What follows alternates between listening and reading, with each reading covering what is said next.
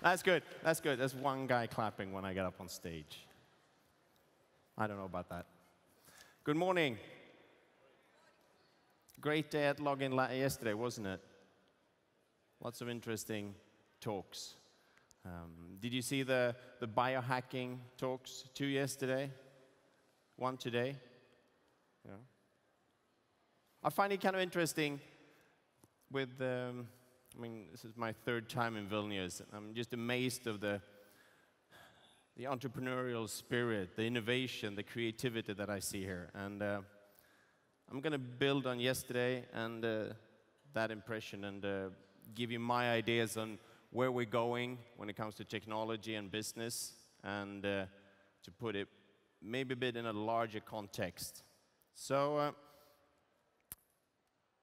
but first, can I just get hands up? I mean, do you guys still rent DVDs, physical DVDs? Anyone?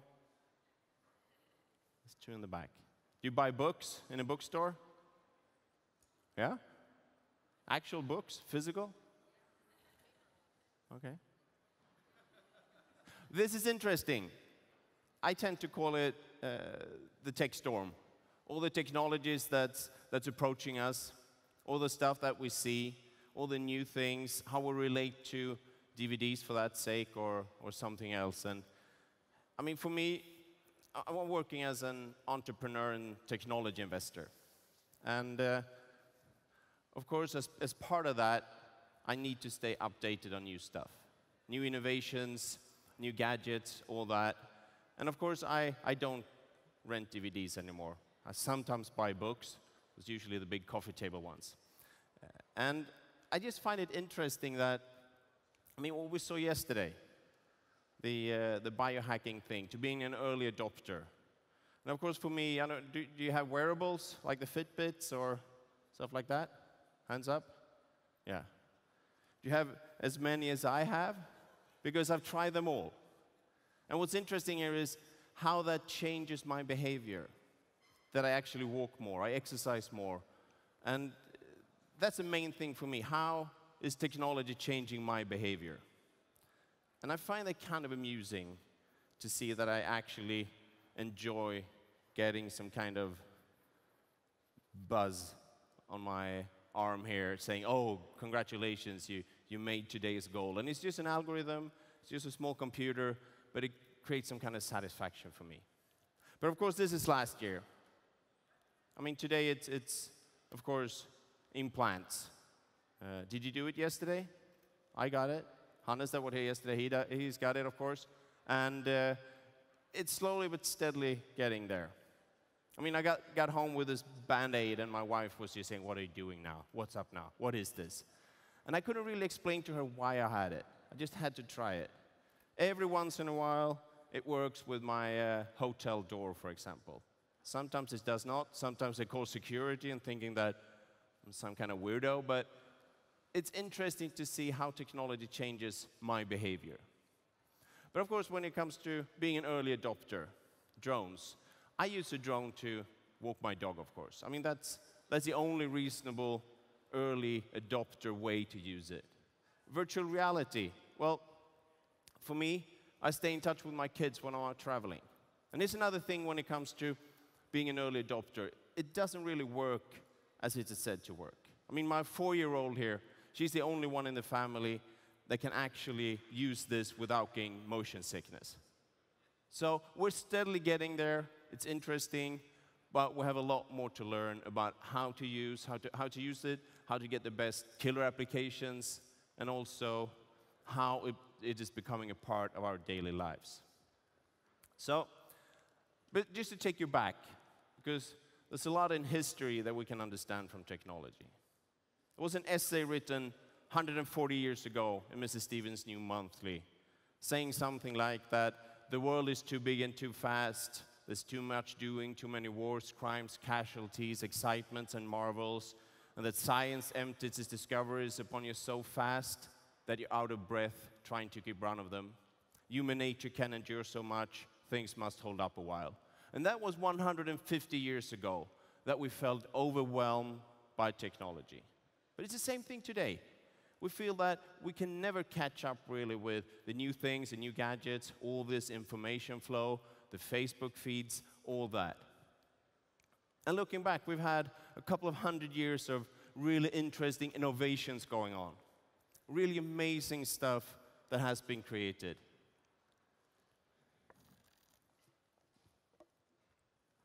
And of course, I mean, we got all these things.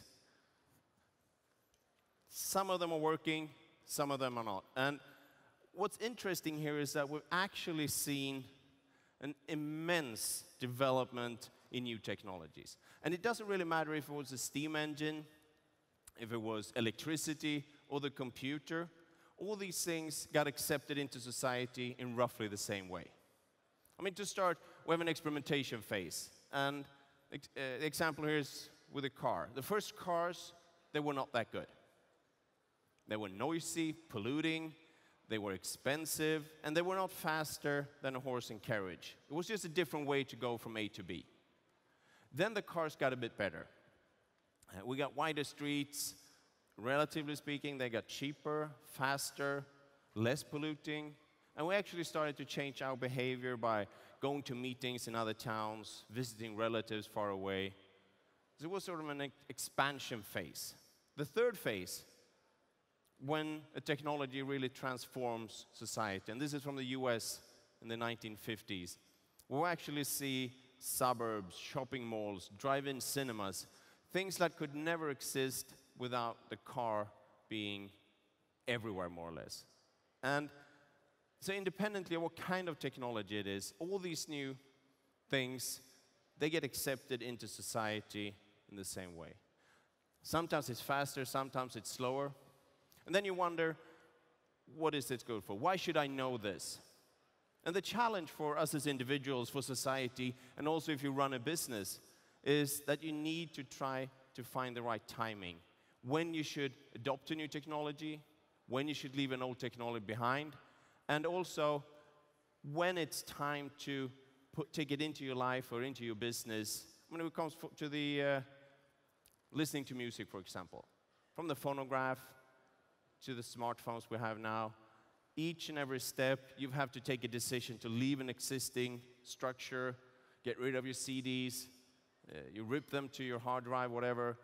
And all this changes the way we behave, the way we listen to music, and suddenly everyone is walking around with white earbuds in their ears. And that's kind of interesting. And of course, when it comes to the transformational phase of information technology, the smartphone is maybe the crown here, the gadget that rules them all, where we can communicate with anyone, in any way, everywhere. We have instant access to a lot of information, as long as we have a good data connection. And of course, this has changed us immensely. I mean, we commute in the morning, you see this, everyone face down in their phones. We're isolated. But it's actually nothing new. I mean, it was the same thing 50, 60, 70 years ago when people were going to work. I mean, you sort of want that solitary thing in the morning when you commute. So now that IT actually is a very mature technology, lots of interesting things going on. We see that here yesterday and today. But what's interesting also is that it's a mature technology. It's a mature enabling technology. And if we look back in history, we see that we have a number of waves of technologies that are coming and that are creating new innovations. So the next emerging technology, the next enabling technology that we see can be summarized in what we call miniaturization. And miniaturization is where we can actually interact on the atomic level, on the virus level, on DNA level, with very, very high precision. And very popularly speaking, this is called the bang technologies. And bang, that's for bits, as in IT, atoms, as in nanotechnology and the physical world, N as in neurons, our understanding of the human brain, G as in genes, biotechnology, DNA, genetics, and pharmaceuticals.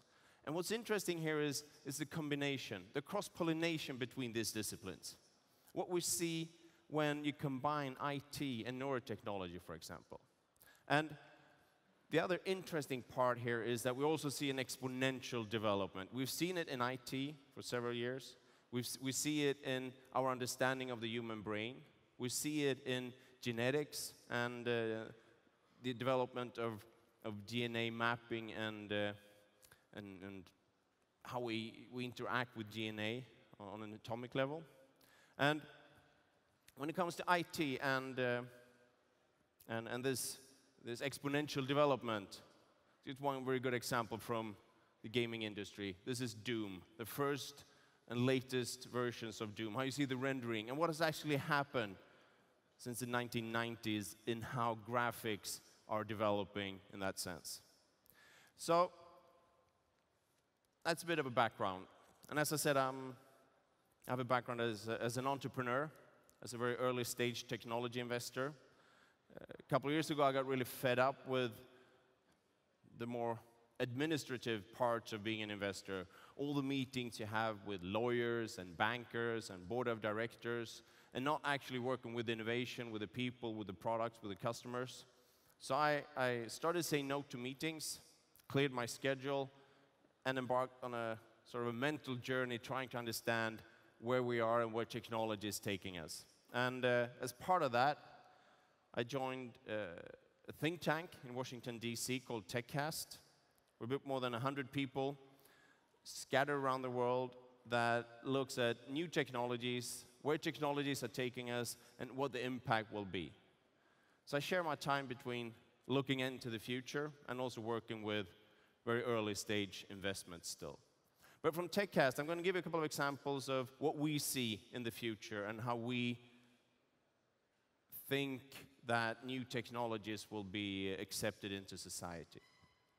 So we start with IT. I mean, in 1997, Garry Kasparov got beaten by IBM's Deep Blue in a chess game. No rematch. IBM didn't see that as a good reason for accepting that. And Kasparov was, of course, furious, and he's now pursuing other careers, so to speak.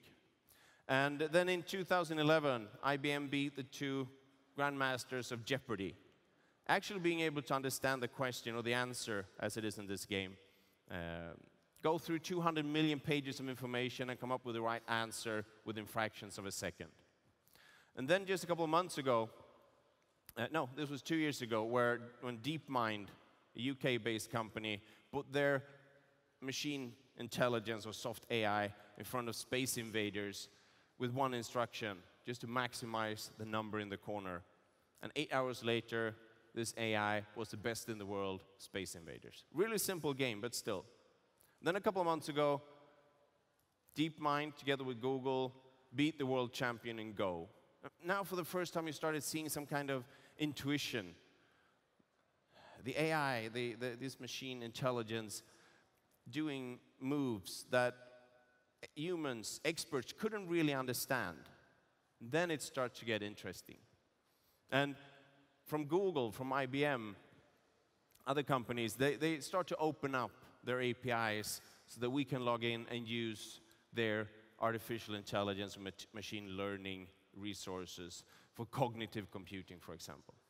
And when it comes to IT, also IBM just yesterday launched that they open up their API for their 5-qubit quantum computer. Not as simple as downloading an app from the App Store, of course, but it's very interesting that they start seeing early applications, want to open up their framework for other people to take a look at this and see what they can do. And of course, new advances in information technology, some emerging aspects of artificial intelligence, quantum computing, if it is a true quantum computer, we don't know that. All these things will affect us in many different ways. And it will, of course, affect the labor market. Studies show that maybe 50% of all occupations will render obsolete in the coming decades. And that will definitely change a number of quite high-profile occupations that you have today. Take journalism, for example, where today you can have software gathering information on the web, writing an article, publishing that article without any human interaction. and you as a reader can't tell the difference. Then you have other computers reading that article, analyzing the information, and trading on the stock market using that. No human interaction whatsoever. We have advanced systems working in the medical field, where you have, IBM, for example, have their Dr. Watson system that can actually diagnose cancer with better accuracy than a human doctor. And of course, that's interesting for me as a patient. The combination of a human doctor with the experience and the empathy, hopefully, and a computer system that can give a second opinion and also has the ability to read all these medical journals and articles that's being published each and every year. Something that a human can never have time to do. So the combination man-machine is, of course, really interesting. And then my favorite, the lawyers. Any lawyers in the audience? Good. Because it's like that. I mean, being an early stage investor and entrepreneur, I mean, you meet lawyers all the time. And now you start to see systems that can actually analyze large amounts of written text, prepare cases, prepare for negotiations, and they can actually do it faster, with less errors, 24/7, and hopefully, although it's a computer, with a lot more empathy than a lawyer can. And of course, it's a bit cheaper as well. And this is, when I meet with lawyers and law firms today discussing the future, most of them are quite ignorant about this. But there was a study just a couple of weeks ago saying that 1/3 of all law professions will disappear in the next 10 years. So they're in for a massive change in this, of course. But we have all these different occupations today that will disappear. But then, of course, we have new ones coming. Some that we know of, some that we don't know of, and we'll definitely see all these different new occupations that are somewhat strange, weird. We don't really know what it is, but it will give us a sense of where we're heading as humanity, as society, actually. And I'm not saying that these are the occupations that we will have in the future. What I do know, though, is that we will see a whole lot of new ways of interaction, of working, and independently of what kind of occupation you decide to in the future. I think that very basic human traits like social interaction, empathy, creativity, fantasy, these things that are really, really hard to copy in a computer, as of today that is, those things will be very, very crucial for anyone that wants to make a career or find something interesting to do in the future. Because society will change based on the digitalization and the automation of mundane, repetitive, cognitive tasks as well. So that's IT. Lots of things happening there. And when it comes, we can continue to the physical world. We got new advances in new materials, in nanotechnology, for example. But a more telling example right now is what's happening in robotics. I mean, we've had robots around in popular culture for the past 100 years. We've had industrial robots in any manufacturing plant for the past 50, 60 years. And that is advancing. What's happening now is that we combine advanced information technology with advanced sensors, new materials, and we actually get robots that can play ping pong and win against the former world champion. Really, really amazing speed in this robot. We have robots that can actually walk in difficult terrain, carry big workloads, by only sensors as following this human walking in front of it. And now I feel that, although I'm a great advocate for technology and all that, I feel this is a bit spooky. I mean, imagine having this one in your backyard when the kids are out playing. It's a bit strange. It makes me a bit uneasy, although it's fascinating. The same with robots that can walk like a human. Very good, very impressive from a technology perspective, but also a bit scary, isn't it? And imagine the engineers coming to the communications department saying, guys, we got this new revolutionary robot that can walk like a human. And the PR people just think, oh, good, good. Post it on YouTube, but look, make it look good. And then they go back to the lab. They put on a pair of boots, a uniform, and a gas mask, just not to scare people. And that is just plain wrong. I mean, as someone working with innovation and technology, you have a responsibility to actually promote it in the best way possible. Try to make people understand that technology is for the good of mankind and not threatening like this. But of course, there are cute robots. I mean, this is the size of a deer. Not that intimidating at all. And also very good engineering, very stable on this icy parking lot. But you can't do like this. I mean, what is he thinking? And actually, when they posted this on YouTube, there were Facebook groups started protecting this poor little robot from humans. Which is kind of weird, isn't it? How we relate to technology, how we relate to robots. And I mean, if you look closely, he actually sort of laughs when he's doing it. Probably because he's proud of the achievement of this robot, but still. And I mean, same company, this is Boston Robotics, Boston Dynamics. They are doing a really good job when it comes to robots. But you have this guy again. It's the same guy. He's like the robot bully. I don't know what he's thinking. But he's actually harassing this poor robot. And, I mean, it gets worse. It gets worse. This is, of course, ways of showing that the robot is performing well and then it's doing good. But just for Hannah's analogy yesterday, I mean, I'm a great fan of science fiction. And I know what will happen when we introduce the concept of violence to our friends, the robots. And here's the Arnold Schwarzenegger slide for today. And it is like that. They will definitely come back and they will hunt us down indefinitely. We have no chance of getting away. So we should treat technology, robotics, artificial intelligence the way it's supposed to be treated. We should think for ourselves and have an idea where we want technology to take us. This company, DeepMind with the Go and Space Invaders, a lot of other robotics and artificial intelligence companies and biotechnology, genetics companies are today owned by Google. So we're safe. We're safe. I mean, Google are the don't be evil company. And Google are really doing good, helping us to sort through information and understand the digital world. And they're on our side, as long as we click on their ads, of course. But what's interesting here is that Google, after acquiring all these technologies and companies, they realized that they sit on a lot of interesting stuff. So they formed an ethics committee, trying to understand where technology is taking us, how we should use technology in the best way possible.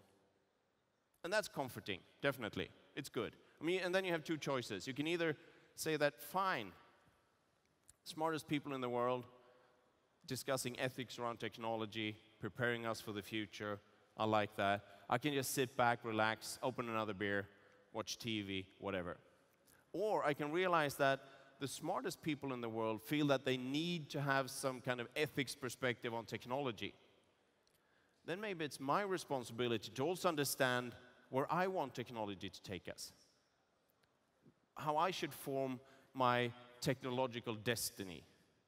For me as an individual, for my company, for society as a whole. Because I don't think that, although the deepest respect for Google, but I don't think that you should let corporations, politicians, or scientists, only them deciding where we should take technology. I think it's a lot up to us to take that responsibility, stay informed, and have our own opinion about what we want technology to do for us. Because in the future, technology will be able to do a whole lot more than we today feel is acceptable. So, IT, robotics, come to visualization. And of course, you've seen the prototypes of VR, where people are going on the roller coasters. And this is another thing that we actually see that this is a technology in its infancy. we're not really prepared for this, are we? It's amazing if you tried it, but as this guy, I mean, it's hard for the mind to understand what is happening actually. It's a bit scary. But what's interesting also is that, I mean, you have virtual reality.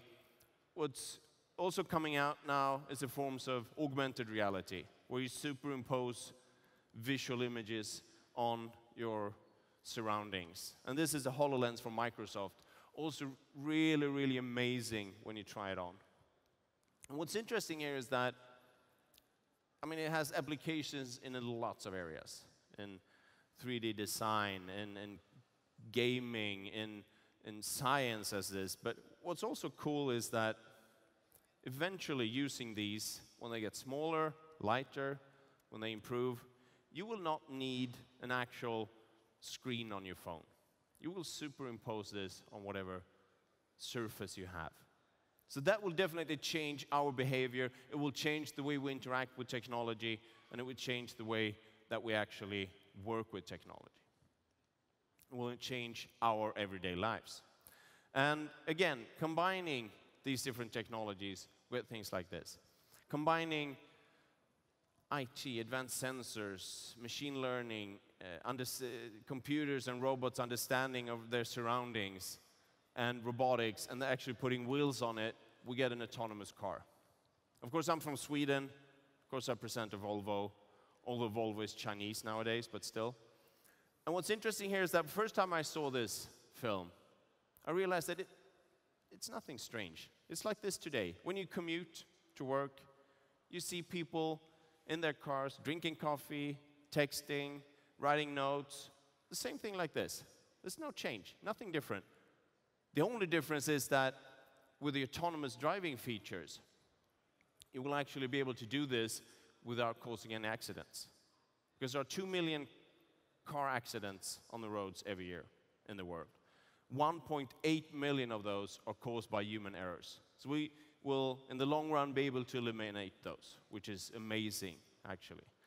And Volvo has, as the first car manufacturer, said that if you use an autonomous system from Volvo, the way it's supposed to be used, they will take the responsibility for any damages, any accidents that happens. And they have a goal saying that in 4 years, no one should die in a Volvo, which is also amazing when it comes from a safety perspective.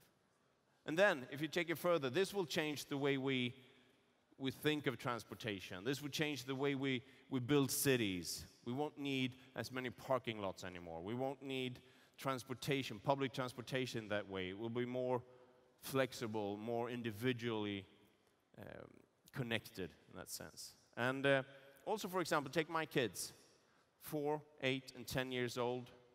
I don't think they will have licenses when they grow up. Why should they? I'll just order a transport through an app, and it'll come in a couple of minutes. And this is another thing that will definitely change the way we actually live and behave. And also, already today, you have experiments with road trains where you can drastically lower the fuel consumption by stacking the trucks tighter on the roads. So, continue. Look at neuroscience. As I said, I'm a great fan of science fiction, and this is from The Matrix. It's a film that came out in 1999. And if you haven't seen it, it's a movie about us living in a computer simulation. And we learn new things by hooking up to a mainframe computer and downloading information and knowledge. And we can actually do this today. This is an experiment where you do some genetic modification of a rat's brain, photonics implant, and then with fiber optics, you can implant false memories. And then you can take them away. Really simple. Amazing what we understand about the brain here. But then you think it's a rat. Very limited intellect, small brain, actually nothing to worry about. Take it further, we can totally control, for example, a cockroach. This is a great weekend project. You just buy a small kit on the web. You take off the antennas, connect it to a small computer that you glue on the back, and then you can control this cockroach with your iPhone.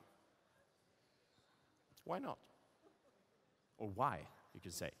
I have a big problem explaining this to my kids, saying, well, it's okay, sort of okay with a cockroach, but don't try it with a dog, okay? And it's amazing that we actually understand, also in a small animal, how this works. But this is, from an ethical perspective, a disaster. Of course we shouldn't do this.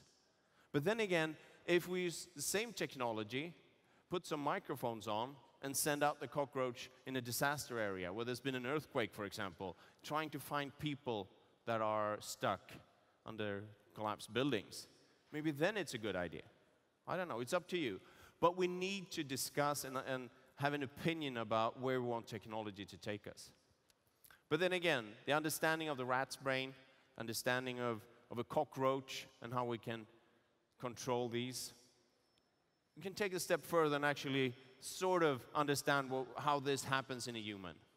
It was just a month ago, a study came out where they monitor the brain waves of fighter pilots and recorded it. And then they took that recording and transferred it to the mind of amateurs. So in a flight simulator, these amateurs, after getting the feedback from the brain waves of the fighter pilots, they improved their capabilities in this flight simulator by 35%. Meaning that we can actually take information, extract it from the brain of an expert, and transfer it to the brain of an amateur. That's kind of cool, isn't it? I mean, take Skype, for example. They are working on immediate language translation when you make a Skype call. Good. But in this case, I might as well just learn Chinese by downloading this app into my brain instead. There's a whole lot of different ways that we potentially in the future can use this if we get it to work. And again, combined, IT, sensors, robotics, our understanding of the human brain. Of course, one very good thing coming out of this, advanced prosthetics. We saw some interesting concepts yesterday, and this is maybe taking it a bit further. This guy, he lost both his arms 50 years ago in an accident. So he's been living with assistance for his whole life. And what he has here are 2 prototypes, $500,000 each. There's 10 of them in the world.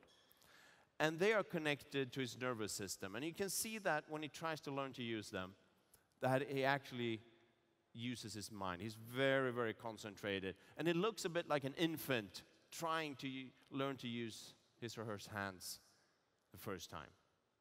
And it's amazing that just after a short while, he can actually function in that sense. And of course, for this man to get this, it's a total game changer for him. I mean, he gets his life back, actually. I mean, being able to drink for the first time in his life in 50 years, of course, it changes his life indefinitely. And for me, this is like one of the best examples of how new technology is used to create something better for humanity, definitely. So if we continue, biotechnology, genetics. 15 years ago, mapping the human genome took 5 years and cost $300 million. Today, you can do it in 24 hours, cost you $1,000. You can even order a kit online like this. It's $99. You send in a sample, then mail going back and forth. You get a code, and you can get not all a full genetic scan, but you log in and you get some basic understanding of your genetic profile. You get your genetic ancestry, how you react to certain medications, some inherited conditions. Very useful when discussing your body or your illness, whatever it is, with a doctor. And this is going to be standard, more or less, in the future. It's getting cheaper and cheaper. The exponential increase in availability of kits like this is amazing. And maybe you know, I mean, I kind of like this. I think these things are a bit fun. So I got a kit like this for my wife for Christmas. And I thought it was a good idea. My wife didn't really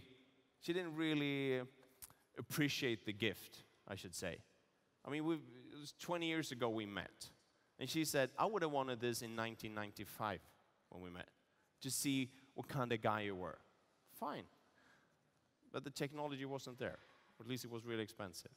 So, but two things came out of this. The first is that from now on she buys all her presents herself, which makes life a lot easier for me. But the most interesting thing is, of course, the discussion we had around the dinner table afterwards. What do I want to know about myself? Do I want to know everything? Well, probably not, because it's really, really hard to grasp all that information about your genetic profile. You probably want to know the stuff that you can do something about. If you have an increased risk of heart disease, then maybe you start exercising, you change your diet, you quit smoking, things like that. But actually when they do research on how we react to this information, it's not necessarily that people change their behavior. It's just a pure notion that you could change your behavior and then change your odds for getting this disease. The pure notion that you actually feel somewhat that you are in charge, that is the interesting part of this. But that is, of course, essential, and it's going to be a very essential part of our medical interactions in the future, definitely. And of course, today, when it comes to the ethical side of it, today you can clone your dog in Korea for $100,000. Good idea.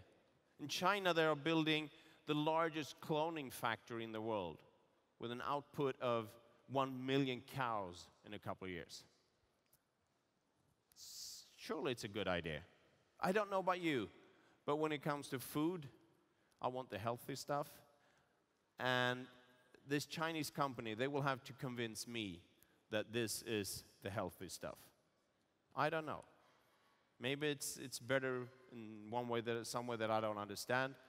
But what's interesting here is, of course, the pure idea that we actually can clone cows or cats or dogs. We cloned the sheep Dolly, 15 years ago? And of course we can clone humans if we just try hard. And then again, coming back to the fact, do we think that that is a good idea? We should not let scientists or companies decide that. We need to take part, an active part in that discussion. Everyone has to do that. We have to understand where technology is taking us and form our own opinion based on that. And of course, when it comes to genetics, DNA, and the connection back to information technology, scientists are looking now on ways to actually store information in this. And this has just come out recently. 1 gram of DNA can store tremendous amounts of information, like thousands of smartphones, that information in 1 gram of DNA. So we're going to see some interesting developments and combinations between disciplines there as well. And of course, when it comes to human cloning, I'm not sure we want to clone everyone, of course. Does anyone want to be cloned? Do you want to be cloned? I don't know. I sure want to live long. I mean, I'm fueled by curiosity. I think everything that happens in the world today is really interesting. So I want to be part of that for a long time. And maybe cloning is a good way to be in 2 places at the same time. I don't know. But again, we need to decide that what we want technology to do. And of course, if you feel that this is horrible or scary or anything, you can of course stick your head in the sand. You don't have to take part of this. You don't have to be part of this development. It's okay to shut off. It's okay to go analog again. But the thing is that independently of what you do, development, progress will continue. And I don't think you should be afraid of the new technologies that are coming. I think you should be afraid of getting stuck in the old ones. That's the real challenge, and that's a real danger when it comes to this.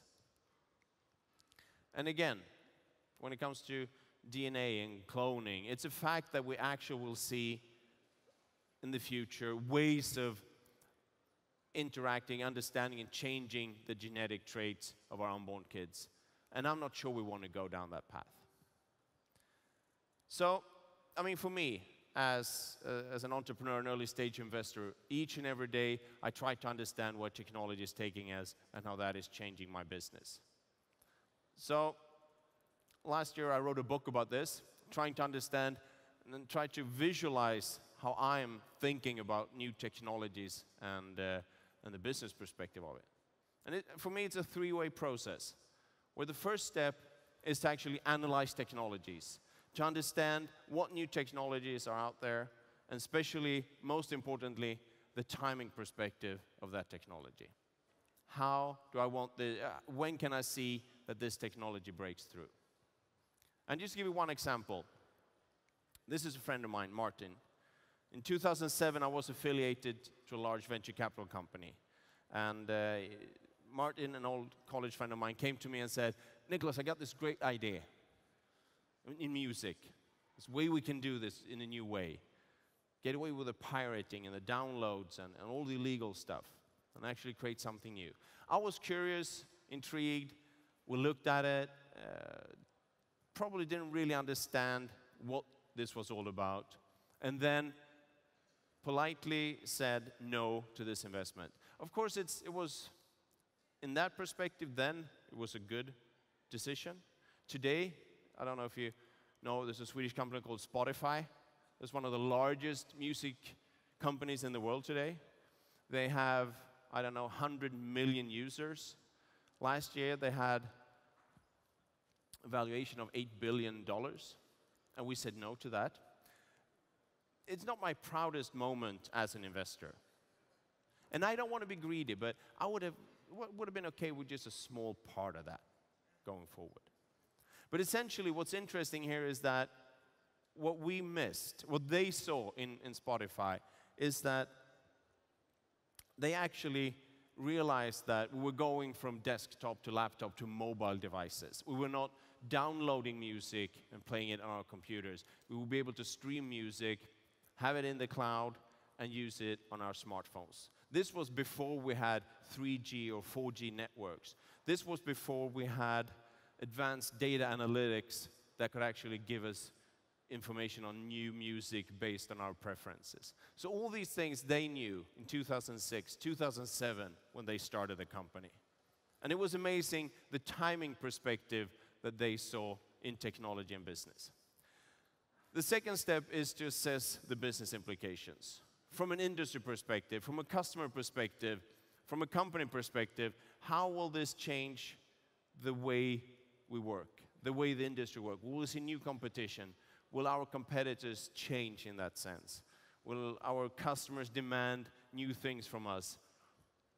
Will they see different ways of interacting? And that is really tricky. For Spotify, for example, they also not only introduced new technologies, they introduced a whole new business model with subscription instead of actually buying music. And that's a tremendous thing to do when you're a small startup to begin with. The third part of this is to adapt to this new uncertainty. When you see new technologies, when you sort of understand how your business is affected by this, you have an uncertainty you need to relate to. And in that sense, there are two ways to relate to uncertainty. You can be the one trying to shape your industry or your future, like Spotify did, like many large corporations in theory have the ability to do since they have all these resources. And then, if you're a small company, many of my investments, my portfolio companies, we don't have that big resources.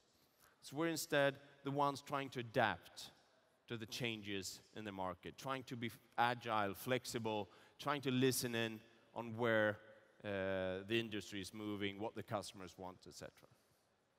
There are two ways to relate to that uncertainty. So again, to summarize, don't let scientists, politicians, or corporations decide where technology is taking us.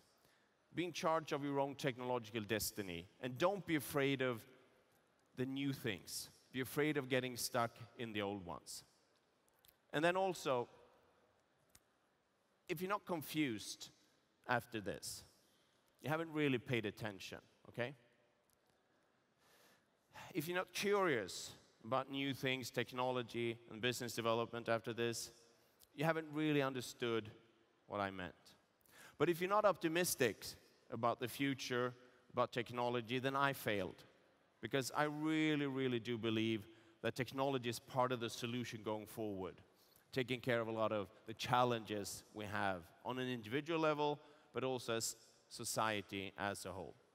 So thank you for your time. I'm here. If there's anything, please connect, talk to me, get back to me. I'll check the Twitter feed afterwards and see what we have there. So thank you and have a good day.